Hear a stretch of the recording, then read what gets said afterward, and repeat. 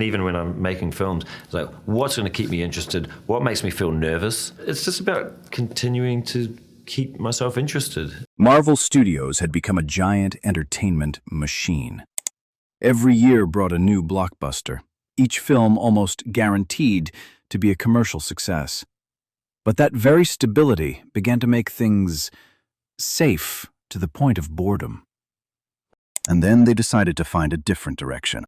A director whose style was completely different from the MCU mold, and the name chosen was Taika Waititi, a New Zealander known for his quirky, free-spirited and improvisational humor. A choice that many viewers considered risky at the time, but also what Marvel needed to revitalize its brand. The result was Thor Ragnarok. The film immediately transformed Thor's image completely. Instead of the dark and serious tone, the film became brighter, funnier, and much faster-paced. Taika's storytelling style almost completely overshadowed the character's previous structure. Unsurprisingly, it worked. The film was warmly received, both commercially and critically. Taika Waititi, a former independent director, became one of the most prominent names in the Marvel Studios system after just one project. But with that success came a much greater level of influence. After Ragnarok, Taika was no longer a director making films in his own style within a small scope. He became a key figure shaping a significant part of the MCU, with more creative freedom, higher expectations, and greater pressure. From here, his signature comedic style began to be pushed harder in subsequent projects. Some argue that this made the films fresh and different, but many others felt things were getting out of control. And then came Thor, Love and Thunder. If Ragnarok was once considered a creative breakthrough, the sequel felt like it was pushing that style even further. Many viewers began to feel the film became too reliant on humor, sometimes overshadowing the main plot. The reaction to the film was therefore much more divided than before. And from this point on, Taika Waititi's story in the public eye was no longer just a simple success story.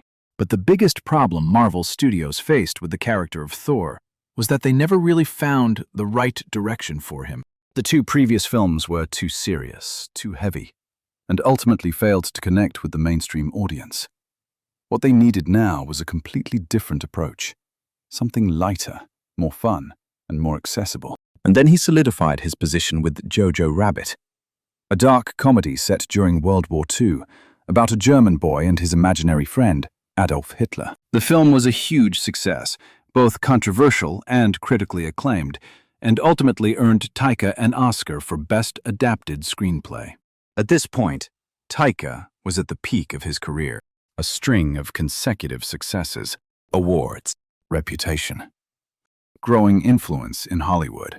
But it was also during this period that signs of change began to appear in how the public perceived him. Some of Taika's old statements and tweets started to resurface, especially comments that showed a rather blunt attitude, sometimes seen as dismissive of audience reactions.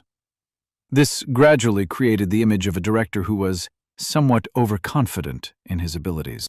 And in the entertainment industry, where personal image is just as important as the product, that's always a sensitive issue. Nevertheless, Marvel Studios still wanted to continue collaborating. Thor, Love and Thunder. A project with an unprecedented level of creative freedom, and also one of the most controversial films in the MCU. According to many reports, Taika was like a constant experimenter during production, changing the script on set, adding and removing scenes, and giving the actors more improvisational freedom than usual. Some scenes were filmed and then discarded. Some ideas never made it to the final version, and the pacing of the film constantly changed in an unpredictable way. As a result, the film became a whole lacking clear consistency. Humorous moments interspersed with emotional scenes, but the transitions weren't always smooth. Some sections were considered to have their rhythm disrupted too much by comedic elements. Even Taika's appearance as Korg in the film drew attention, as the character appeared more frequently and sometimes dominated important scenes.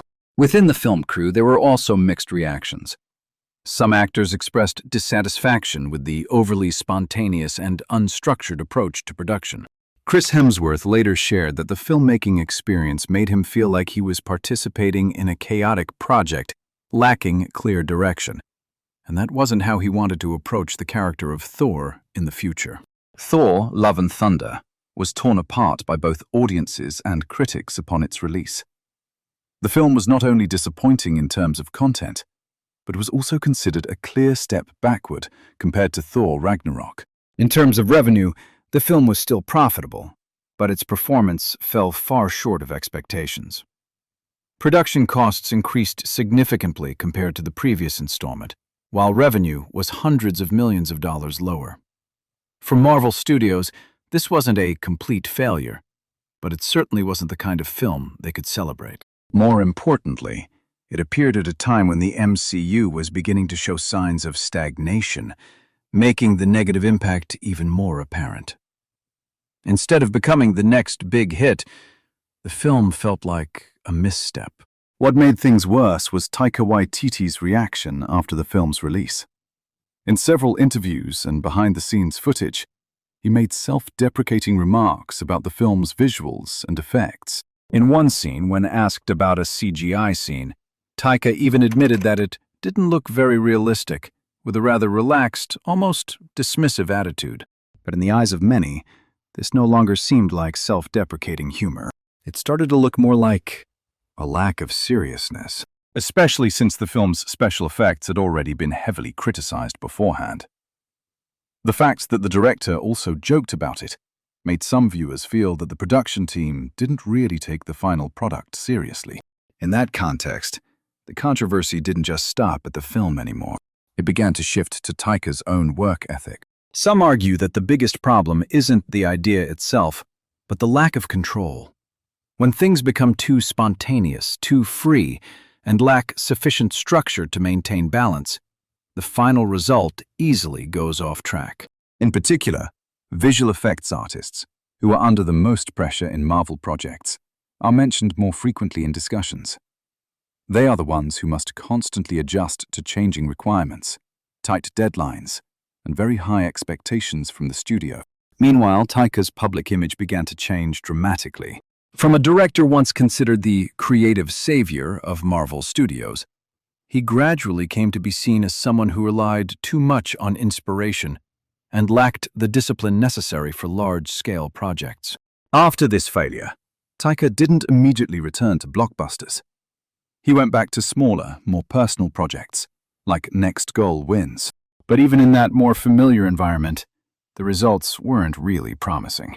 The film received average reviews and didn't make much of a splash at the box office.